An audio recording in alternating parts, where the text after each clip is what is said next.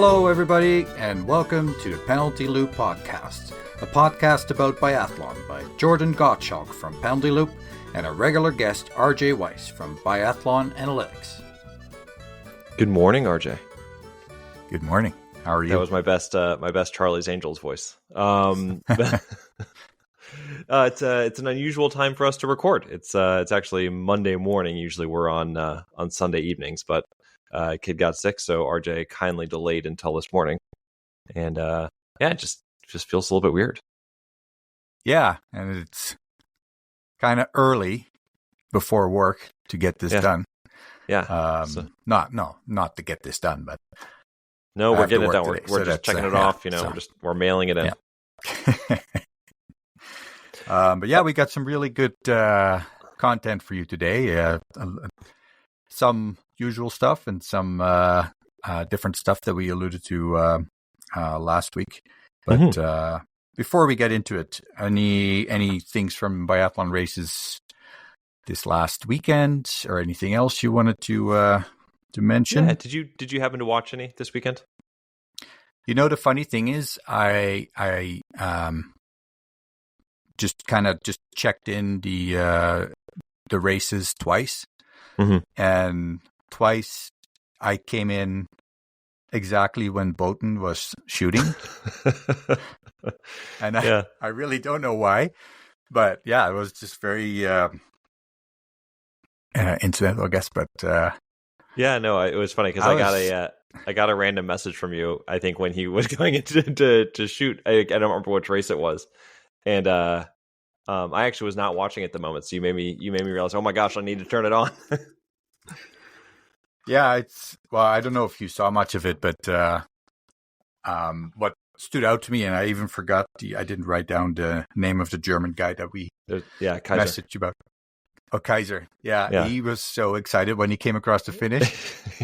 And then, because I think he shot clean. Yeah. And he skied very strong. So he was like, man, this is one of those races where it can happen. And then you could just literally see the happiness drain from his face all of a sudden. I didn't hear anything, but you see him look at the coach with a big smile, and then it goes down. And I can only imagine that the coach would have said, yeah, Botn was clean too, and he's about 2 minutes ahead of you. It was and not even close. Yeah, I crushed him. I just find it so hard to imagine, same with Lampage, that, these are all like extremely fast skiers, right? And that they're still, we had our friend that we interviewed from Mexico, started late with skiing, etc., not a lot of snow to work on, so that they're slower than, the majority of the field. You get that. You can relate to that. But at the top, Simon Kaiser is, probably one of the best younger German athletes. And then to be, get your butt kicked by 2 minutes on a sprint. And what I found funny is that Botn also skis on the Matthews Rotafella ski binding combination. Yeah. But I mean, I can't imagine that gives you 2 minutes. No. And I mean, even if that gives you benefit, and he had the best wax in the world that day, I guess 2 minutes, that's so much. That is, I mean, Botn would have had to have, Botn shot clean, right? He was clean. Well, but he could have had 3 misses and still have easily been ahead of Kaiser. It would have been close with him and Uldal, but it would have been quite a race. Do you remember last year that I did a post on what does JT Bow need to do to give the others a chance? Yeah. And that's very similar story with this guy. Yeah. It reminded me he's not going, right? He is not going. He's not going to the World Championship, no. No, he is not. Man. Yeah. So, it was interesting because, it was in Arbor, and the weather looked exactly like it did in Oberhof. Sort of that warm sloppiness. And he did not race particularly well in Oberhof. He also had a couple of, we'll call them rookie mistakes when he We did the extra penalty loop. Was that? Yeah, when he yeah. And then he started. He started early in the pursuit. Yeah. So give everybody else a chance, kind of thing. Yeah, exactly. Yeah. So, but clearly did just fine in the conditions this week. Yeah, and then the rest of the week it was just Norwegians mostly at the top, right? I think in that race, Norwegians had positions 1, 2, 4, 5, and 6, with Kaiser just kind of squeezed in there in third place. And then in the other men's sprint, they took the first 6 positions. So, just a regular old IBU Cup weekend for the Norwegian men. Yeah, it's interesting though. Interesting. So I'm gonna jump to the juniors for a minute. So there was similar domination by an unusual source. The Austrian women took 5 of the 9 total podium spots on the Junior Cup this week. That was kind of neat. You just don't see that kind of thing happen. They also had a couple other top 5s in there as well, led by my girl Ondexer, who I'm sure I'm mispronouncing her name, but so I'm actually working on something about her because I just find her really fascinating because this year she has won every race but one that she's raced on the junior level. She went up to the IBU Cup for a bit, had a podium, a couple other really good, like a couple other top 6s as well, and then they actually sent her back to the Junior Cup. And my whole thing that I've been working on is like, she's 21. Why is she racing on the juniors as opposed to the IBU? Like, why wasn't she in Arbor this weekend? Because she has shown she has the ability to race at that level. So I'm just kind of curious and trying to compare her. Do you think their team was kind of full for the IBU Cup and she can still be in the juniors? I guess, but she is racing on a level with a lot of the other top women in her like 19 to 21 year old age group, and almost every single one of them is on the IBU Cup. So it's just kind of an unfair. I shouldn't say unfair because she is in that age group. She's just really good, and so she is racing against people who are her age peers, but her biathlon level peers are kind of up. Anyway, well, one thing that came to mind is, and I know this is maybe more applicable to like US and Canada, that it could just be a budget could be issue, right? Yeah. And it could also be that she's still studying and doesn't want to travel as much, or I don't know. So announcing to RJ as well as everybody else, I've put in an interview request with the Austrians to see if we can get her on at some point after the season. Just nice. I'm curious. But like Botn, she won the 2 women's sprints by a minute and a half each. It's pretty dominant. Are you still going to ask if Lisa Hauser can do the translation for us? Or absolutely, why not? We're still friends. Like, I still have a soft spot in my heart for her. Anyway, the other thing I wanted to mention about 2 things about the junior levels was Sondre Sledemark, Ukelek's younger brother, placed 4th in one of the 2 sprint races, which is pretty awesome. And it's interesting how his style of racing contrasts with Ukelek's, because he is pretty fast and is still working on the shooting, whereas Ukelek is like a tremendous shooter, and the skiing is coming along.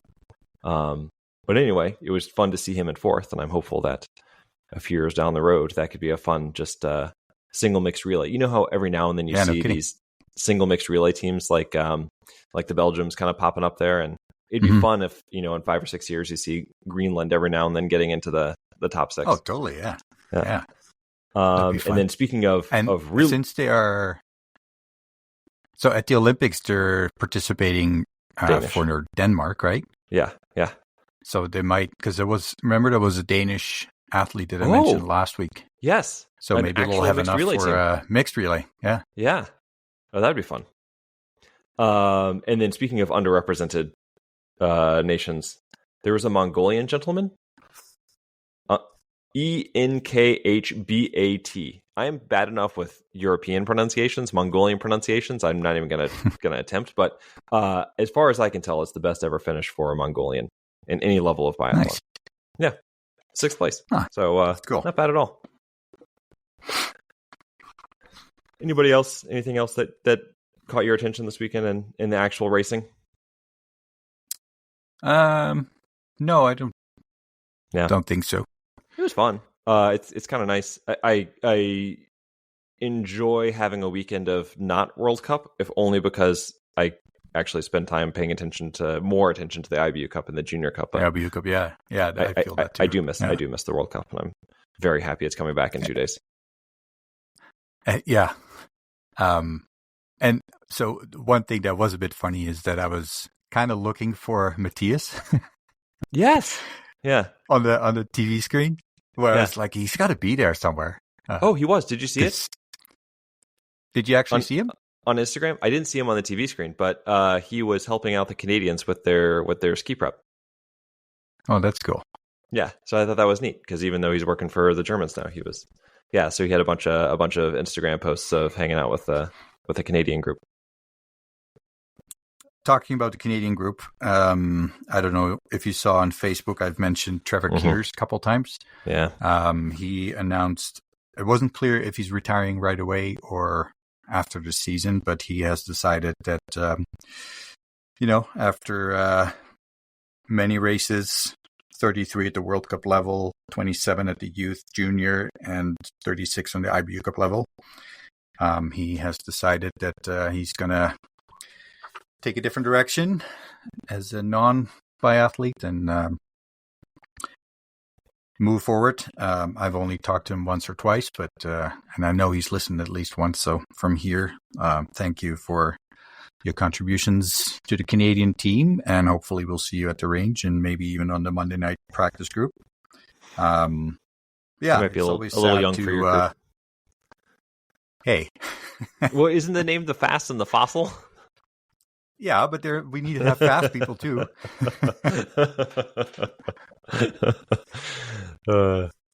Although we actually do have pretty fast skiers on our group that are my age range. But let's not dwell on that. But sorry.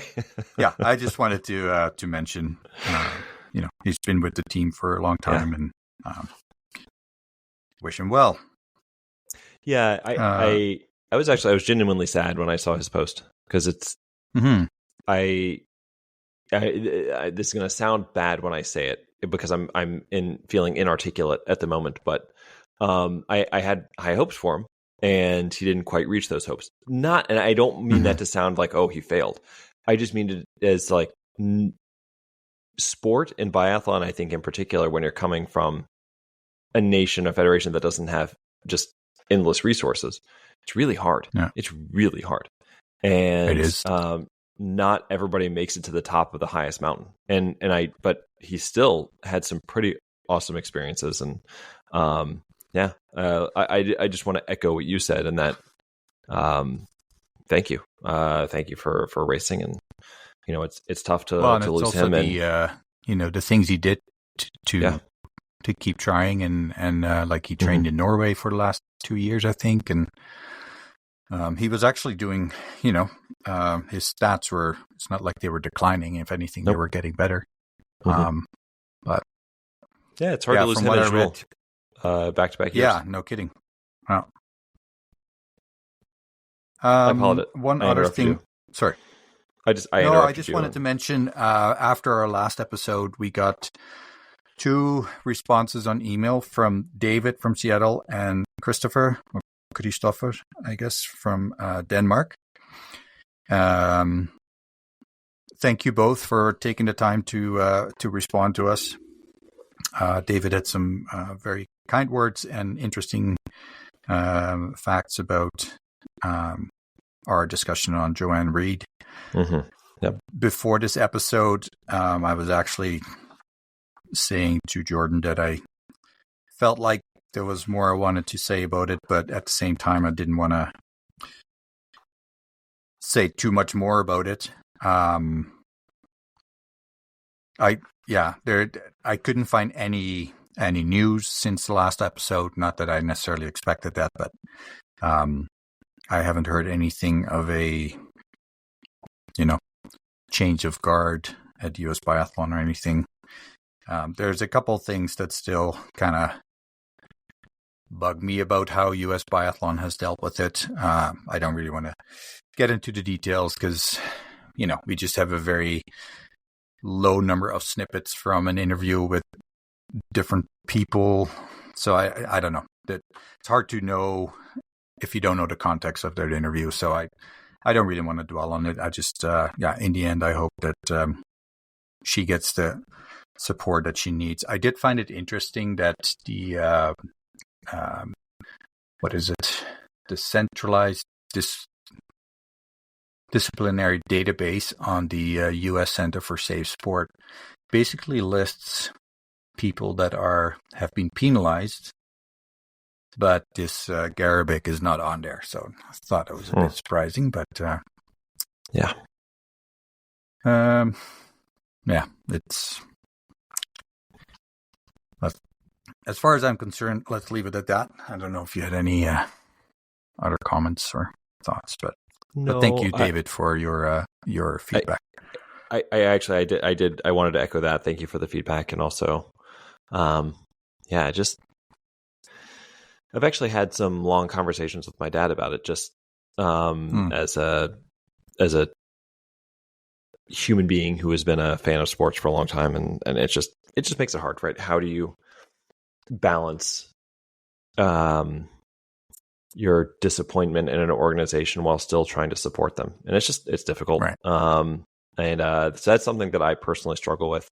So, and I just want to say that if you see me posting very optimistic and happy things about US Biathlon over the next several weeks, as the World Championships and everything else, like I just want to make it plain. I 100% support the athletes out there and everything like that, even if I'm disappointed in the way the organization as a whole has done this, and it's sort of a fine line to walk. I don't want to punish the athletes and like not support them because of decisions that other people made. So I feel weird about it, and I don't want people to think that I'm just like brushing it under the rug and ignoring it. Not that I think I'm such a big force that people really care what I have to think, but it's tough, and I struggle with it a lot. Yeah. Christopher's email was slightly different. It was about pronunciation. I think it's fair to say right off the bat that it's never going to be perfect. We also, you'll hear later, some of our pronunciations are just completely off, and we always try to pronounce everything as good as possible with all respect. And if we make a mistake, we apologize. But he gave, for example, Caroline Knoten with a K, but then Schiakeide also starts with a K, but then it sounds like a sh. He gave great examples of how to pronounce it, by the way. So I think that was awesome. I think Christian Wolf corrected me when we talked to him last, when I keep saying Machus, and I think it's Machus. But I think everybody knows what brand I'm talking about. But thank you for those corrections. It's just pretty hard to keep track of all the pronunciations, and then you hear French people saying Johannes Ding is Bo, and then a German says Johannes Ding is Bo, and it clings different, or clings. Geez, now I'm throwing Dutch in there, but it sounds different. So at some point, it's even hard to know what you hear on TV if it's right or wrong. He said it's the Nordic letter, an O with a diagonal line through it, and it's Ö. So let's try to say Bö from here on, or JTB. But Christopher, I might just call him Timnus because I think that's a unique name. Yeah, yeah, but even that we could probably mispronounce. I'm sure I just did. Right? Yeah. I wanted to say I really appreciated him writing in, and there have been a couple of people who have reached out on Twitter or X or whatever you want to call it, with pronunciation guide things as well. And I'm very upfront that I joke a little bit that I call it dyslexia. That's a bad joke because people really do struggle with dyslexia. But for me, for any foreign language, I took years and years of Spanish. Like, I can listen to people speaking Spanish and understand it. I can read it and I can understand it. I can write it, no problem.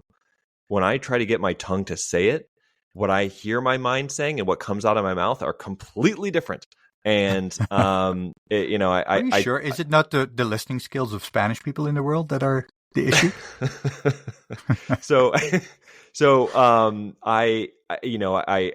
I appreciate everyone's help and assistance, and I'll keep trying on. And I mean that sincerely.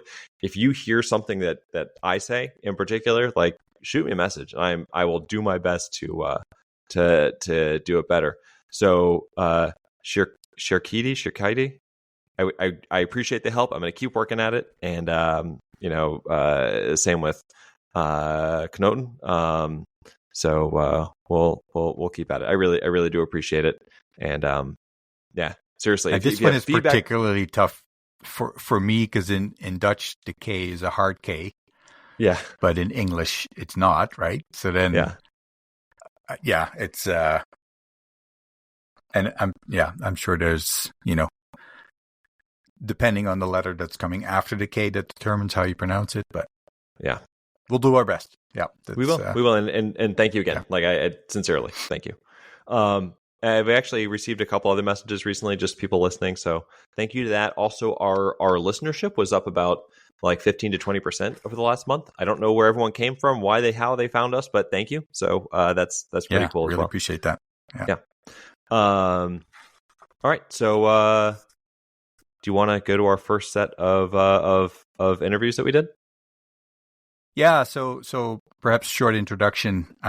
In this spell of 2 weeks that there was no World Cup biathlon, we were just kind of curious to find out what people know about biathlon in the world. Obviously, we didn't travel everywhere, but we tried to cover a number of typical nations in Europe, but also some nations outside of Europe. And it was just really fun to do. A bit expensive, but we found a really good deal on the flights. And we tried to obviously be as respectful as we could with people from other nations and their language. And I really hope we had a lot of fun doing it. So I hope that you'll enjoy the first couple, and then we'll do some more later. And here we're on the border of Norway and Sweden, and we have one person from each country that we asked about biathlon. Hey. Hi. You know biathlon? Biathlon? Nej. Oh, skytte. Yes, I know it. Nej, she's cheating. I know it for sure. Oh, how's that? Can you tell me more? It is a sport. We have the best in the world. It's like championships of Norge, and then some others can join us. We are the best, eh? Next year, Sebbe will beat Johannes. Nej. He will not even be able to beat Darje. Not until he retires. Oh, you klanteskulle. Okay, guys, let's calm it down a little bit. Okay, let's calm down. Whoa. It is hard for the Swedes to accept that we are the best men. But we both have a very good woman. Fantastic. Bra. Du, Ola.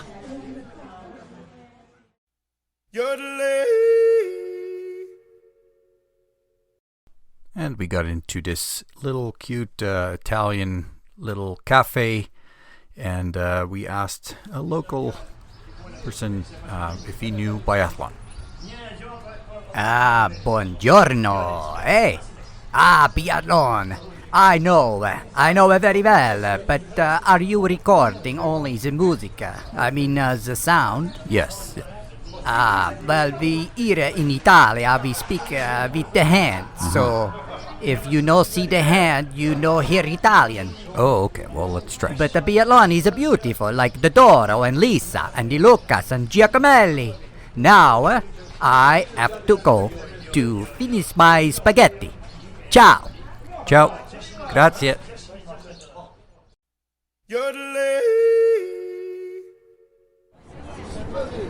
Do you know biathlon? No? Yes. Yes. Do you know? No. Do you know biathlon? No. You know biathlon? No. Now, it's a sport where we have athletes cross-country skiing, and then they shoot with their rifles. Ah, bang bang. Yeah. Do you know it? No.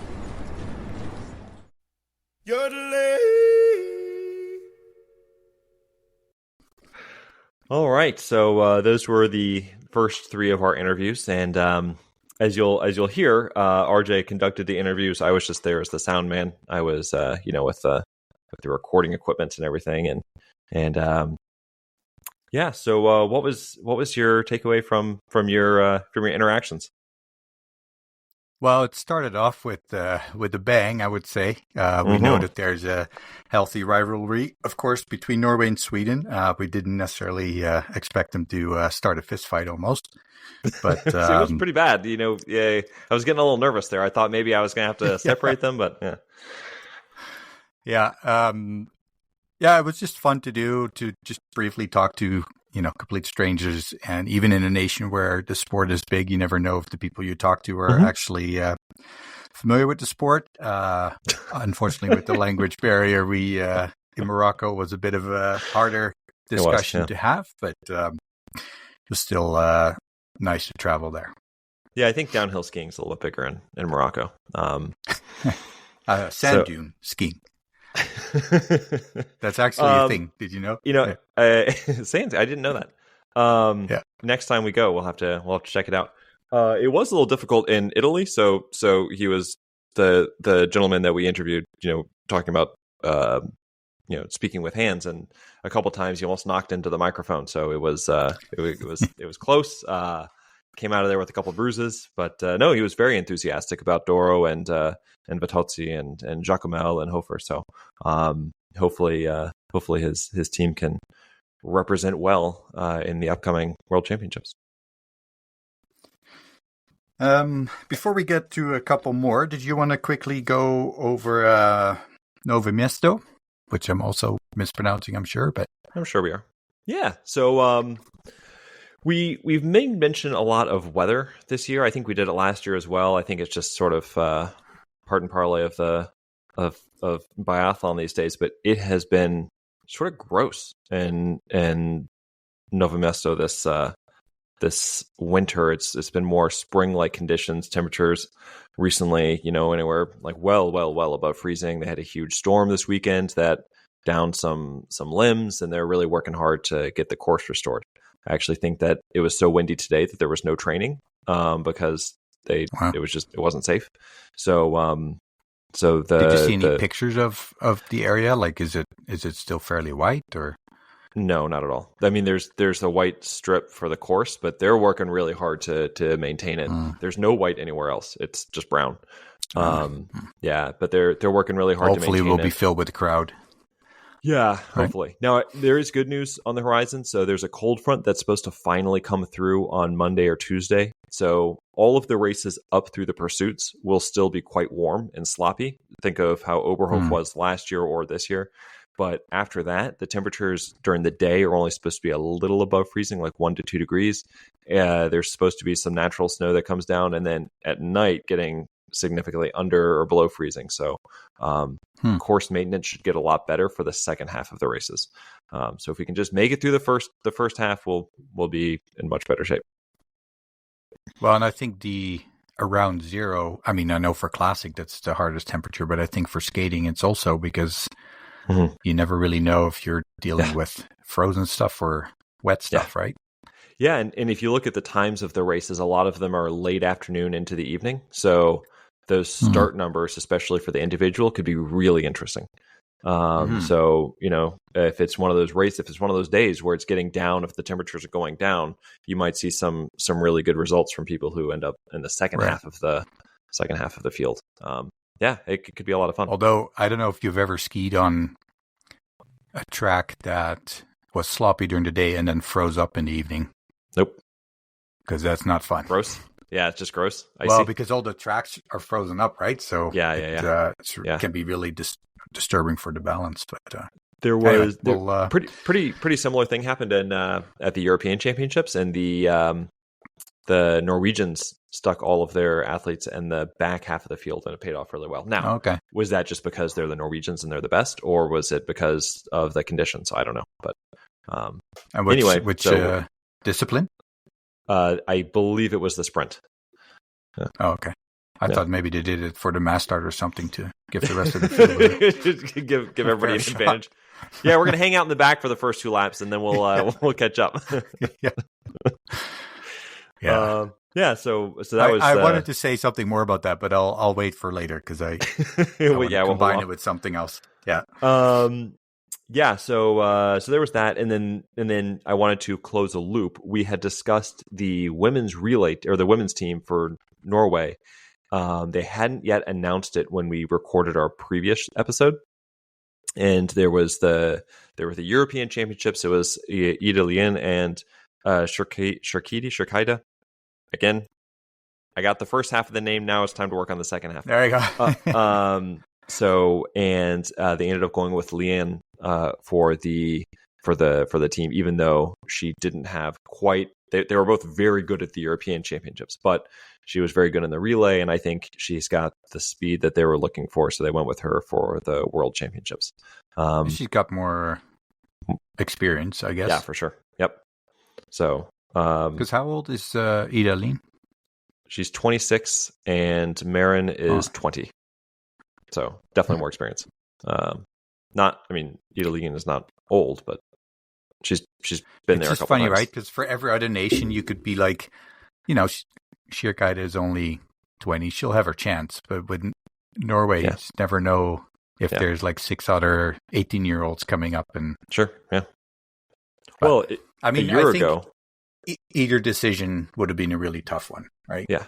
Well, because think about it, a year ago, Philip Field Anderson was supposed to be on the World Cup team. There was the mix-up. He goes to the IBU Cup, gets COVID, and the thinking was, well, he's still really good. Maybe he'll be back next year. Now he's nowhere to be seen. Yeah.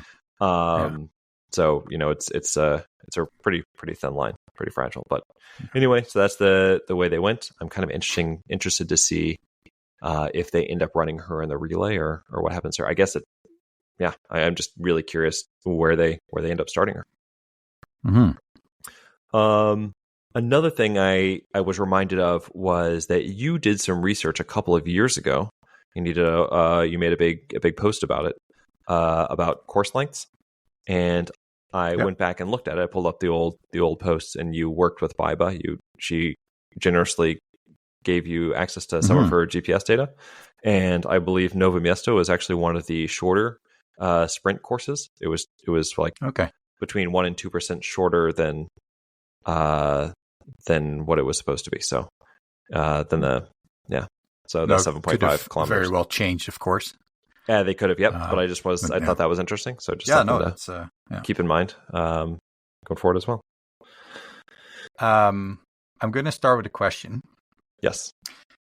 For both men and women, can you name the top active athletes that we are anticipating to start again this time, with the most races at Nove Mesto since 2010 at the World Cup level?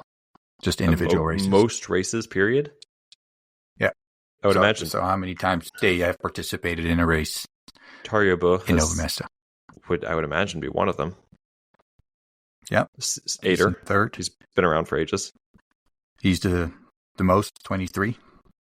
I was trying to think of my older athletes. Veer is the most for women. Who are some older athletes? Is Falk up there? He's up there. He's 19, just behind Tarja. Dole? I'm thinking of my older men before my older women. No, he's Dole is not in the top 5. It's actually JT Bow. Whoa. 16.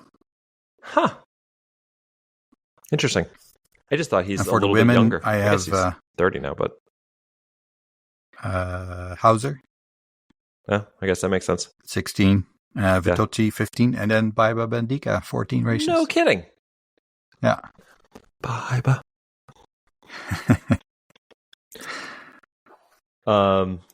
That's I would not have guessed Biba. That's pretty cool. Yeah, that's what I thought too. Now, who amongst them has the most success at Nove Mesto?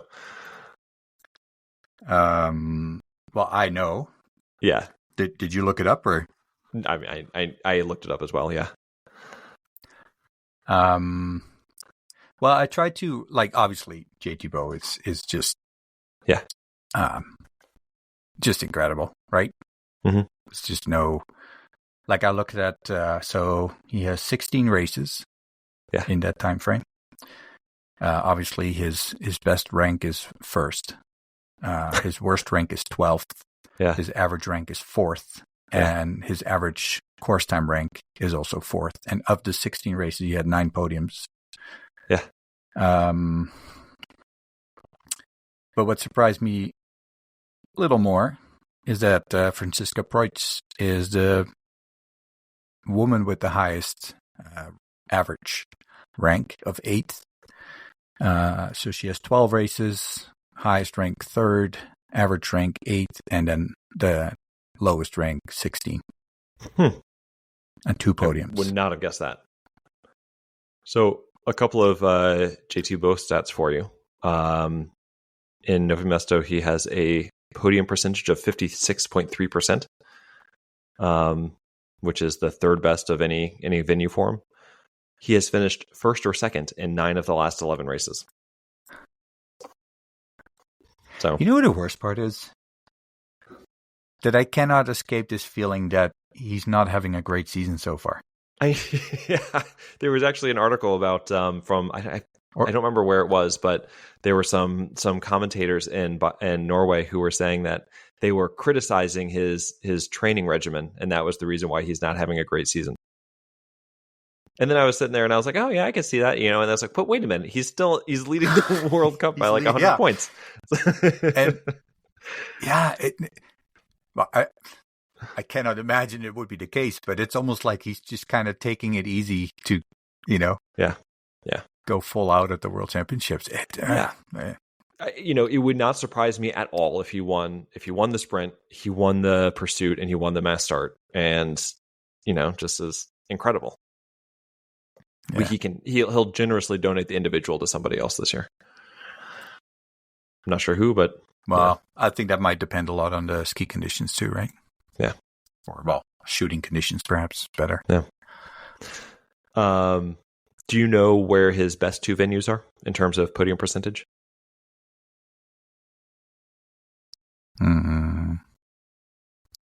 Oslo? No. Only 50% in Oslo. Only 50%. Slouch. Huh? Although he has an active streak there of 8 straight podiums and six straight victories. It's Annecy 78.6% and Antholz is 62.5%. I was thinking Antholz. I wouldn't have picked Annecy because his Bambi picture is just ingrained in my memory. Yeah. So I would. He's run 14 races in Annecy and won 8 of them. not podiumed in 8, won 8 of them. Oh man. Well, even on his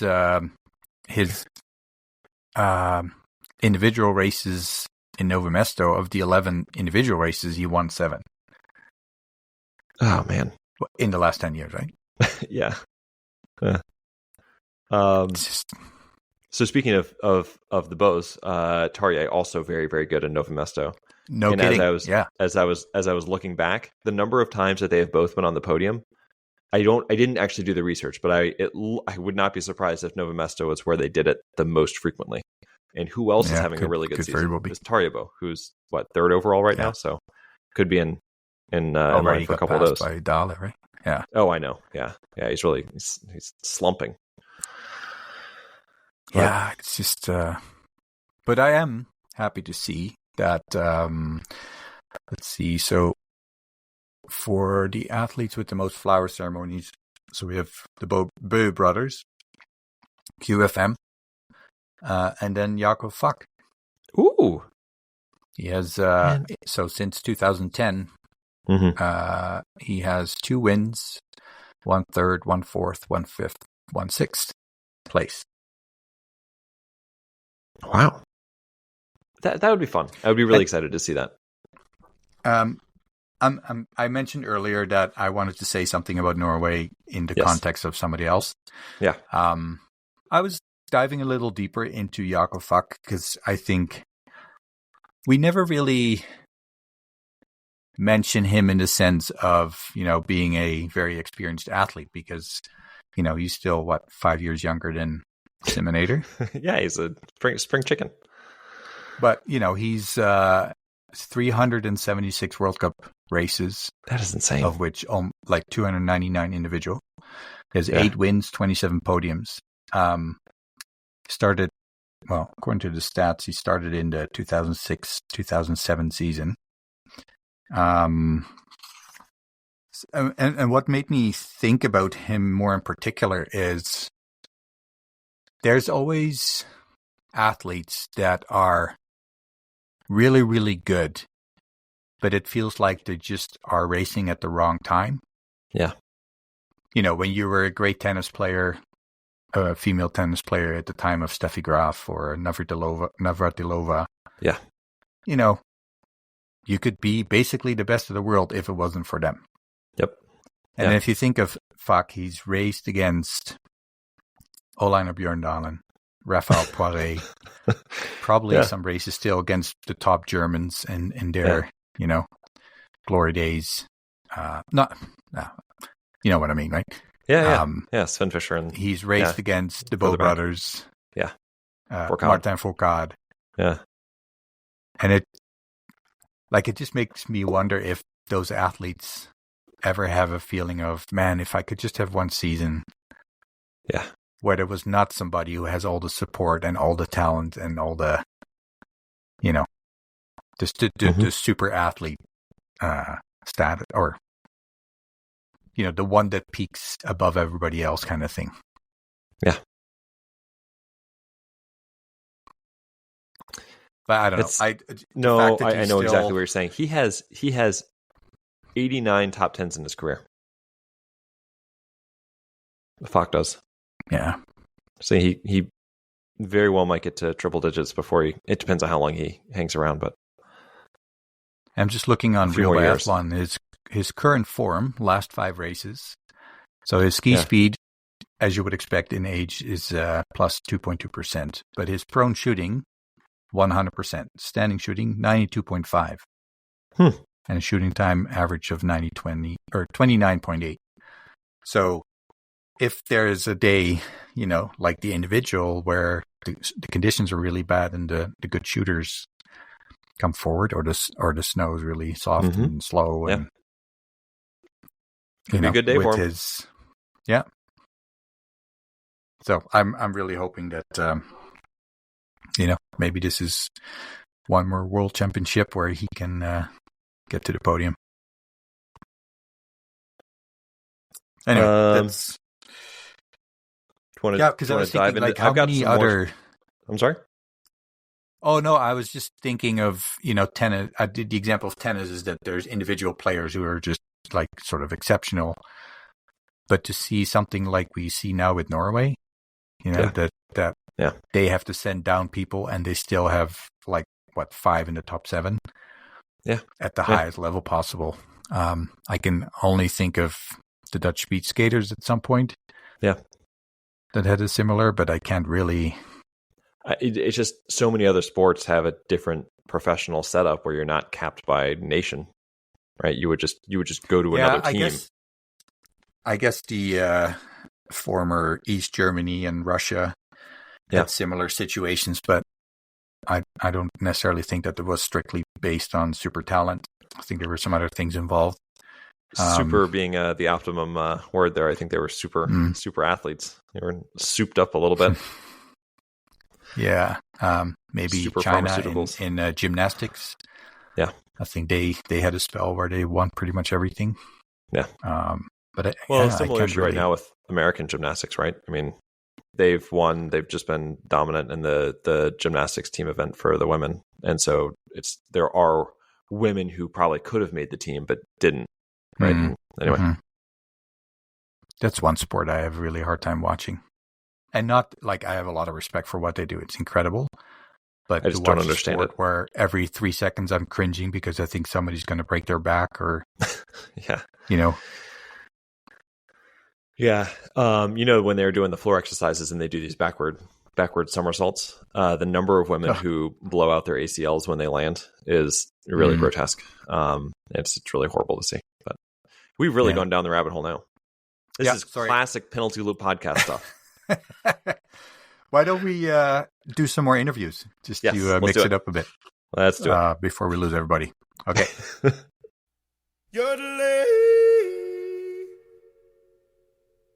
Hello, sir. Have you heard of biathlon? Oh, well, biathlon, you say, young man? Perhaps not in its regular form so much, as it's mostly mailmen and other regular folk doing that. But we did invent the basis of biathlon. We'd get some peasants to do our horses and get them ready, and then release the hounds. And me and my old chaps would sip some whiskey until 5 peasants came out, and we'd shoot them. The pheasants, not the peasants, of course. Thank you very much.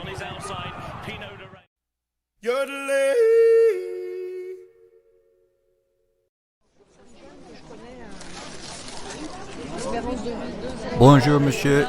Can you tell us something about biathlon here in France? Oh, you mean the biathlon? Mais oui, bien sûr. Let me tell you, we have some of the best in the world, both in the men and the women. Surely you have heard of them, Quentin, Emilien, Justine, Julien, Lou, etc., etc. And bien sûr, you know of Martin Fourcade. He is the best ever. Boy, he's also good. And Heiner Bjørndalen was good, but not as good as Martin. Absolute. Vive la Bleu!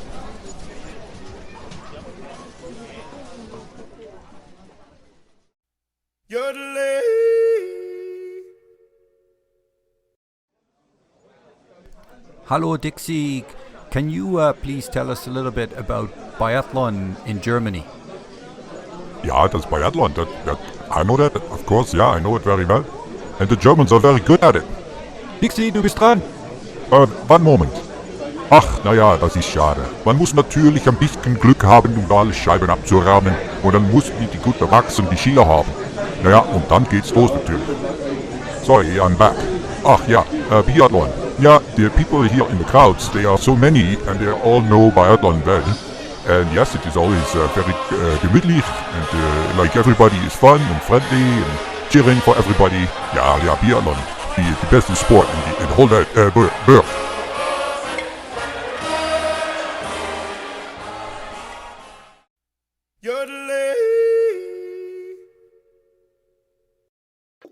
Oh, RJ. So, of those, which one was your favorite? Did you enjoy our travels to Germany, to Paris, to England? What was your favorite trip there? I think I've always really I've listened to Dixie. I even can't recall his real name now, but the commentator of the German ARD, the TV broadcasting company, and he's just very knowledgeable, and then has a pleasant voice, and I think is one of those commentators that knows when to say something and not when to not say something.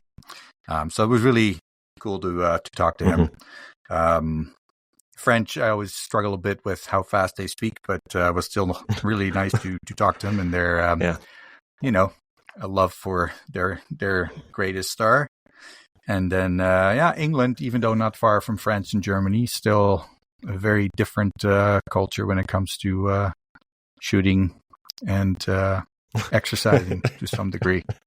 Shooting pheasants, not peasants. I just wish you could have seen RJ's face when the gentleman mentioned shooting them, and it sounded like he said shooting the peasants, and RJ looked stricken there from it.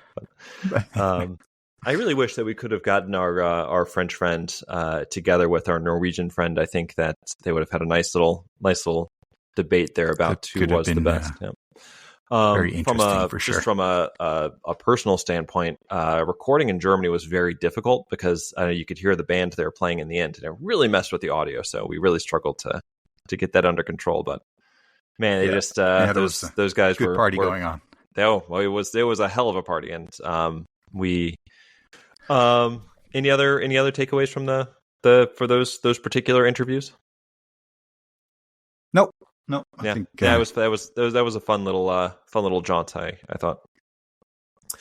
So, going back to Nove Mesto for a few moments, if you don't mind, was doing some research on some historical races, both there and at Worlds, and I ran across. I had just dumped this from my memory. In the 2018-2019 season, there was a women's pursuit in Nove Mesto, and good gracious, if you haven't seen it in a while, there actually is you can find it on YouTube. It is it's a Russian commentator for it. So, but you don't need the commentary just to watch the race. Just jump ahead to the last shooting. The wind is like absolutely howling left to right across the range, and it's Veer and Hannah Uberg coming in to shoot, and Roysland is about 20 seconds behind them, and so the wind is just howling left to right. Veer shoots her first shot and then freezes because the wind dies, shifts, starts blowing into their face, and then so it's like really swirly. So she and Hannah Oberg, who are traditionally quite fast shooters, they almost took a minute to shoot all 5 shots, where Roysland came in and just fired away in 20 seconds. All 3 of them went 4 for 5, and Roysland ended up winning because she just kind of came in there and went. And Roysland, I think, benefited by being 20 seconds behind because she never experienced the left to right crosswind.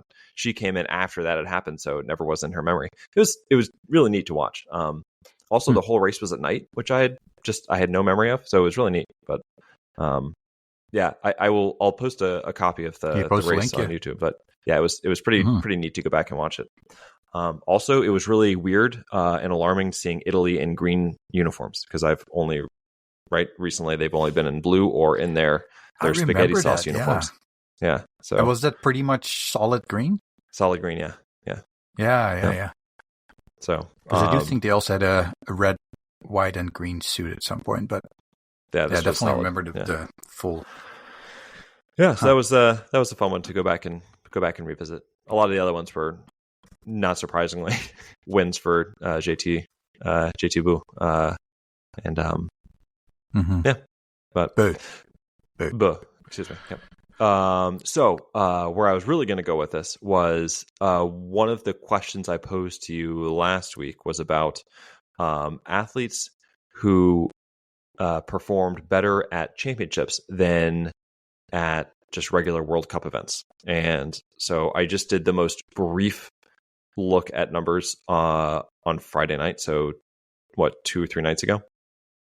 And there was a post by Ola Branholm, who's a commentator for the Swedish TV, and it listed the men and women who had the most medals from the last several Olympics and world. I think it was actually active athletes for Olympics and World Championships, and so I used that and I looked at their individual, like their World Cup podium percentages, how they did at World Championships, and how they did at World and Olympics, and was trying to identify who, had a higher podium percentage at the championship level events. Do you know who had the biggest jump? Men and women? Don't think too hard about it. Who comes to your mind first?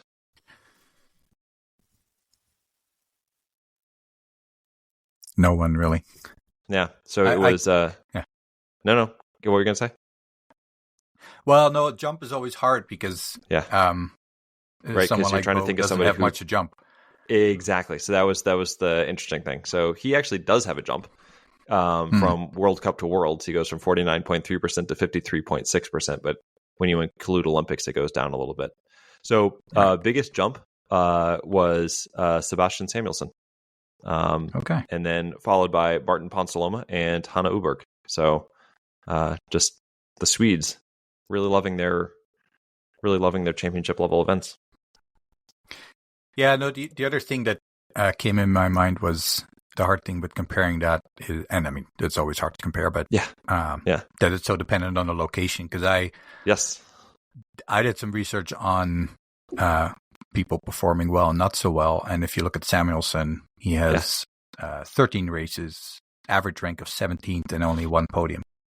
Yeah, in Nove Mesto. And the tiny sample sizes, for some of these things, like Olympics. Yeah. So it's fun with numbers. I'm not sure how much it actually means.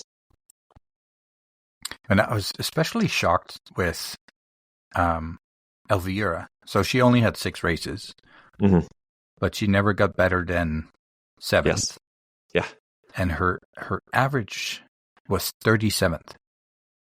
Not good. And her worst was 63rd. Yeah. So looking back, trying to put the given pieces the fact together, that she's not great shape. Yeah. So trying to put the pieces together. Last year at Worlds, she was sick, and then I think so. It would have been that was 2003, and then 2020. Didn't she miss some races? But she still raced. She did, yeah. And then 2022 was the Olympics, and then 2021 was really before she got good. So it was, it's just she hasn't really had a healthy, and I don't even know if I would call this a healthy run at it. Yeah, and now she's of course going to win 3 medals and make me look like a fool. I'm going to jump back to a discussion we had way back earlier because it bugs me that I forgot to mention with the most number of races in Nove Mesto. Yes. Prima from the Ukraine has 21 races, just behind Simonator at 23. Huh. We mentioned a number of other athletes, but not him. So interesting. But we can continue.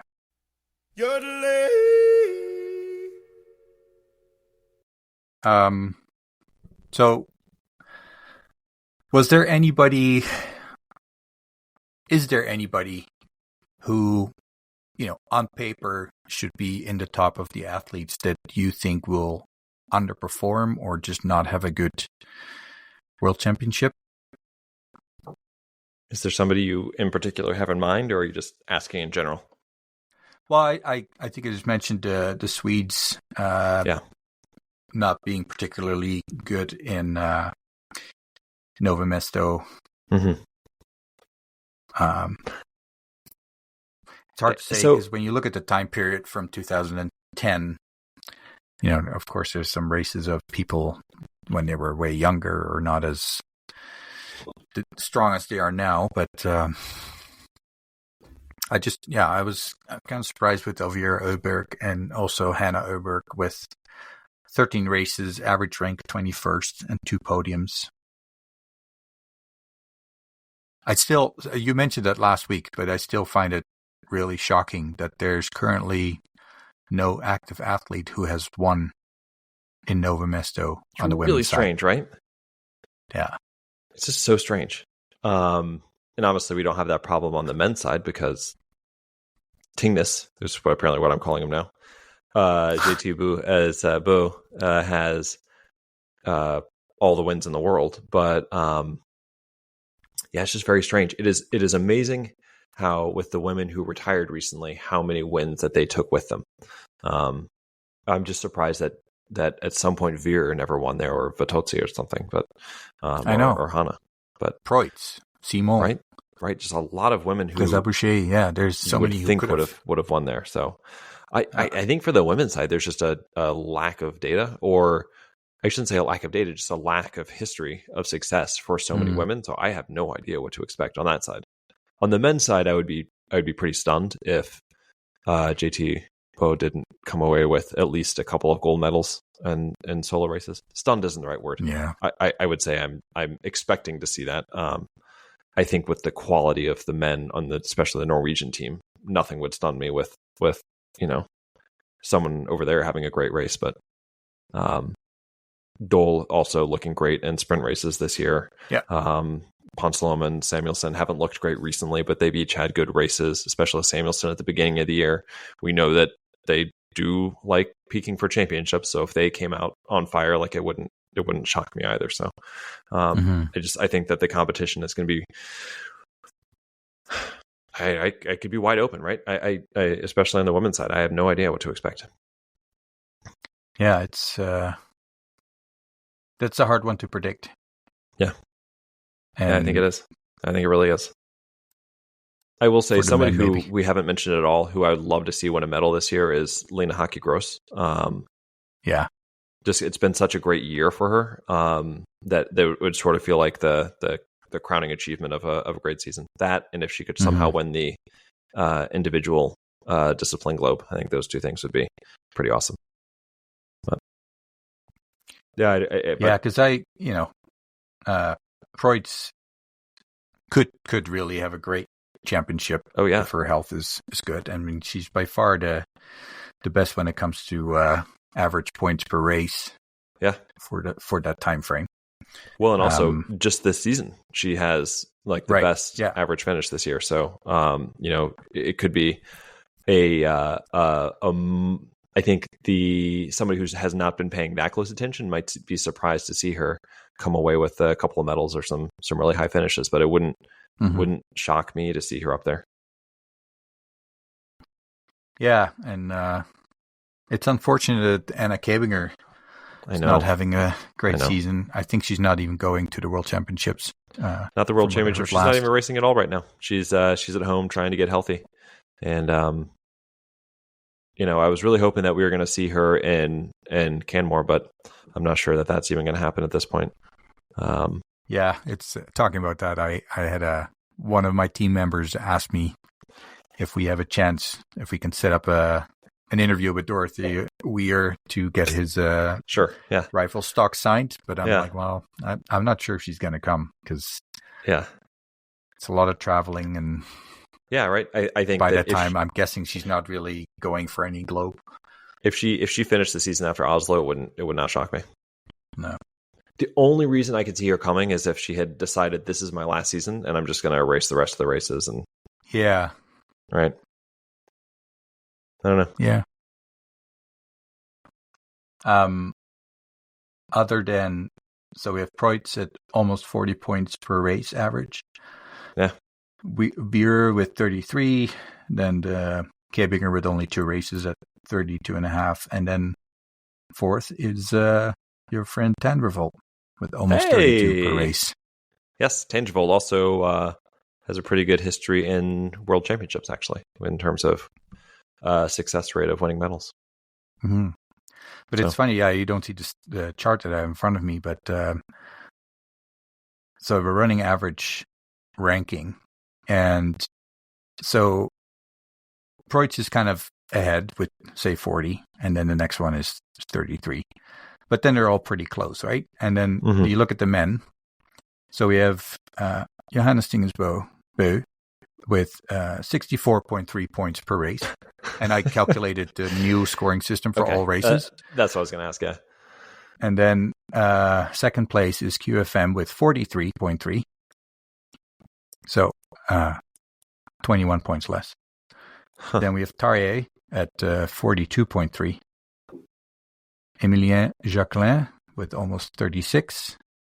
Leigert almost 35. And Jakob Fuck with almost 34. But the difference between the top athletes until they start kind of all merged together is just incredible. So, yeah, it's that would be a major shock if JT Bow is not raking the medals in. Yeah, last year he won 7 medals and 1 medal in every race that he ran, but I'm not going to predict he's going to win 7, but if he won 5, I wouldn't be shocked. Also interesting because he's only 3 behind Fourcade, I believe, in the World Championships medal count. Wow. So that would put him in second place. Fourcade actually has more wins than Nove Mesto so far. Well, I think he had not for long. I don't think. No, but you know what? You mentioned, not sure if he's going to do better. I would not be shocked if he gets a medal in everything he participates in. Yeah. So if he gets, no, I think you're right. You look at the team events, the mixed relay. Norway won 4, Sweden 1, Russia 1, France 1. Mm-hmm. The men relay, Norway 1, 2, Germany 1, and the women relay, Norway 1, 2, Sweden 1. Yeah. Although you probably won't participate in the women's race, but I did find interesting that apparently Jacquelin seems to like Nove Mesto, and does. With the horrible season. Well, not horrible, but disappointing season. Disappointing. Yeah, he's had so far. Who knows? Maybe this is his time to shine because he's had it before, right? Where he did. If he comes out of here with a couple medals, that's not disappointing anymore. No. Yep. Also, interestingly enough, I just thought this was an interesting number for Jacquelin, but he has of all those people, like the top 20 basically for active for Olympic and World Championship medals. Jacqueline has the second highest percentage of his total podiums as World Championship podiums, if that makes any sense. Oh, yeah. So nearly 20% of all of his total podiums happened at the World Championships. That's a better way of putting it. I'd be really happy for him. Yeah. I mean, who wouldn't? But yeah, that'd be really good to see.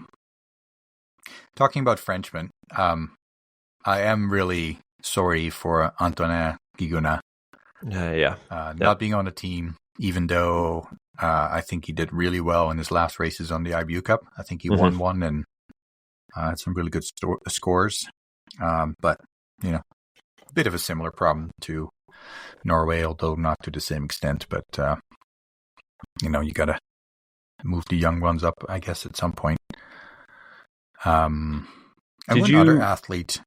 Well, hold on one second, if you don't mind. Did you see that the French didn't send any women or any men to the juniors races this last weekend because of budgetary issues, which I thought was interesting. We can save that whole topic for another time. But wasn't that last year too?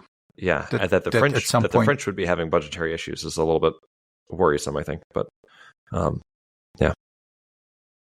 So I guess it depends on. Yeah, let's not go into it, but I think it depends on the level. That athlete's going to have a really good sponsorship personally, but maybe the Biathlon Federation in the nation or the Olympic Committee that supports them maybe don't have a lot of money. But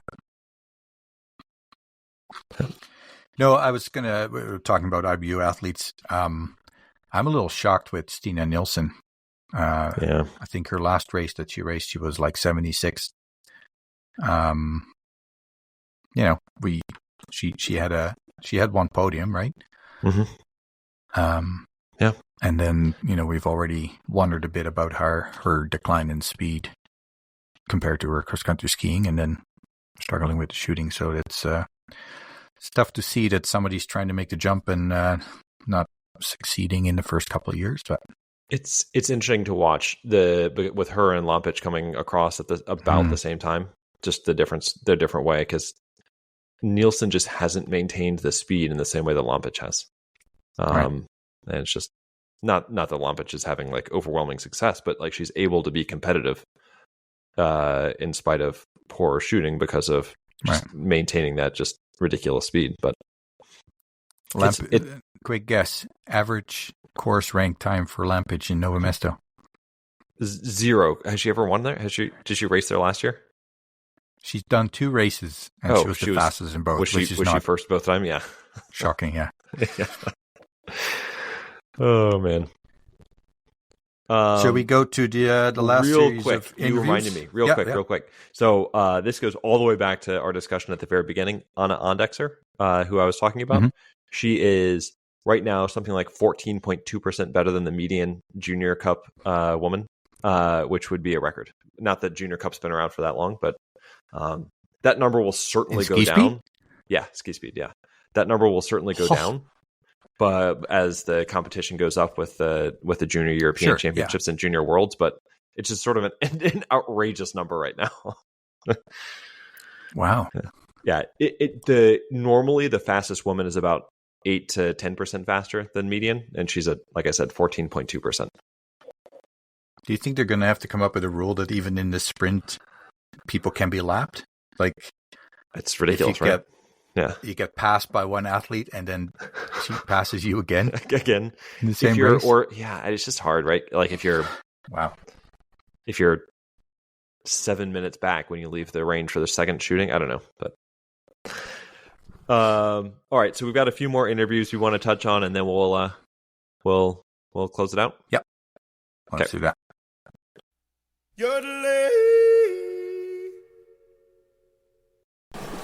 And we're in Austria now, talking to Anton, and he will tell us a bit more about biathlon in Austria.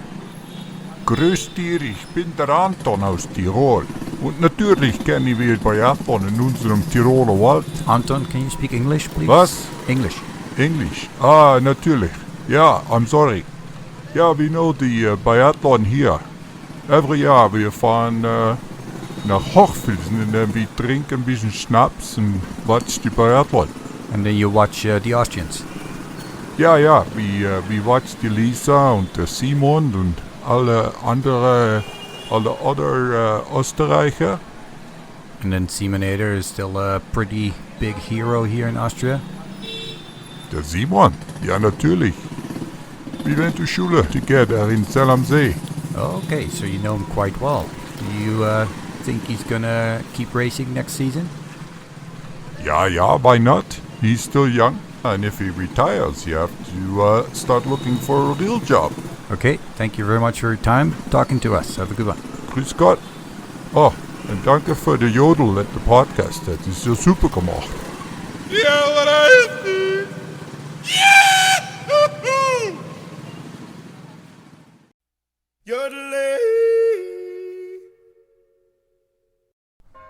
Hello, meneer. Can I ask you about biathlon? Oh, biathlon?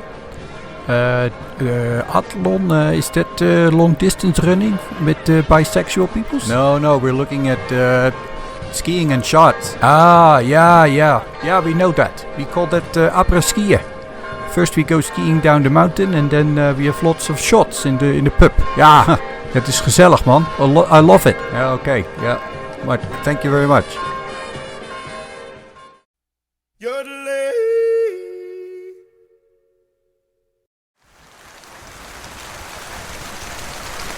G'day, sir. Do you know biathlon? Biathlon. Aye. Funny you ask, I've heard of that. As a matter of fact, I know the lads that do the commentary. Let me see. Some tiny fellas. Ian Woods from Dalbeatty. And then we got Mikey Dixon, that's right. Now, where was the lad from? King Sussy, I believe. Yeah, that must be. Oh, bless me, that's been a while. We all used to march down to the Loch McDoodle and play our pipes and look for the big deer. And by the time we found it, we were so done for, we saw 5 of them.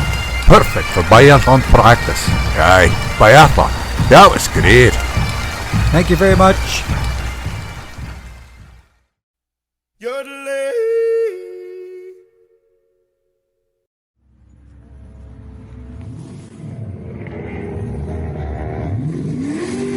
Hi there. Have you heard of biathlon?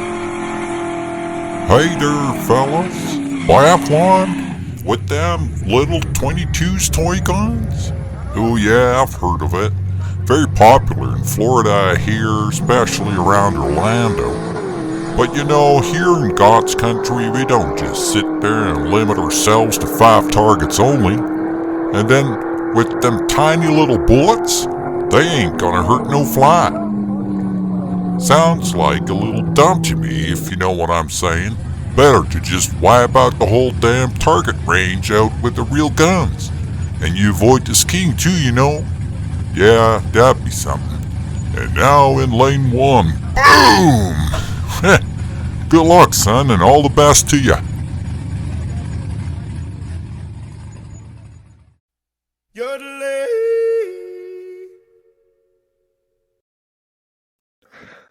Well, those were our the last set of interviews, and my dog actually had some thoughts about them. Your dog is falling asleep. Nah. Austria, Holland, Scotland, and the United States there, and I have to say that we actually just walked outside and interviewed somebody from the United States, and fairly representative of most of my countrymen. So yeah, a little confused why we use the pea shooters, but what'd you think of everybody else? Well, it was interesting that the backgrounds are so authentic all the time, right? It is, yeah. Yeah. But it was fun to be in Holland and show you around a little bit. So it was, yeah. That was cool. And then Scotland, obviously, we, as you can hear, didn't have the best weather, but still a great gentleman to talk to, and very cool that he knows the commentators. Yeah, it was pretty neat. I think we purposefully kind of held back on our opinion on their commentary occasionally, but insult his friends. Yeah, absolutely. No. Yeah, I really liked the Holland interview because clearly, we just weren't getting anywhere. So we'll just cut it short here. Thanks a lot. Yeah, move on. Yeah, I appreciate it. And then our Austrian friend, a childhood friend of Simonator. How cool is that? I know, going to school together and still supporting him. So that's pretty neat story. What are the chances? Although I'm not sure that Ader's someone? really going to need to get a real job. He's been, sponsored long enough. Hopefully he's put a little money away and he can get a job somewhere else in Biathlon if he chooses. Yeah. I think he was referring more to, the combination job of guard or a patrol. No, sorry, yes, I see what you're saying. Border patrol. Yeah. And now he's going to have to find an actual job. So an actual job. Yep. Absolutely. Anyway, it was really fun to do. I don't know if we'll have a chance to go out again in the future, but I think I really wanted to go to Australia at some point in the future. I think that'd be fun. Yeah, I think I don't know that we'll be able to get into Russia, at any point in the near future. But at some point down the road, maybe 50 years from now, it'd be fun just to get their perspective. And it would be good to see if the recent Olympics in China and Korea have had any that's a good point. Positive impact on on biathlon there. But maybe for the future. Yeah, absolutely. Mexico too. Now anyway, they've got some athletes. Oh, Mexico, yeah, absolutely. Yep. So, many thanks to anything else that came up. Yeah, I was saying many thanks to RJ for planning our vacation. Not much of a vacation. It was a working trip. We were catching flights about every day. Not sponsored by Mashus. No, not sponsored. No. This is purely out of pocket. Any special predictions for the World Championships? Nobody's listening by now, so this is when you can give us the real money value. If anybody wants to go gamble on it. Okay. And Preutz, even though it's not really a gamble, but no, I think that's a good name. I think Baiba Bendica is going to get a medal in the single mixed. Yep. Yeah. How cool would that be? And just of note, they did have I want to say this right, third place in 22-23 season. Mm-hmm. So it's possible. Mm-hmm. It is sixth, right? They were fifth or fifth? Sixth? They were in the... No, they were third. No, this year. Last single mixed relay this year. They had a really good result too. So, and she's been able to fill her tank with baby love and, probably not with rest because I don't think she really knows what that is, but no. I'm really looking forward to see that combo go. No, not with rest at all. Have you seen any of her Instagram posts recently?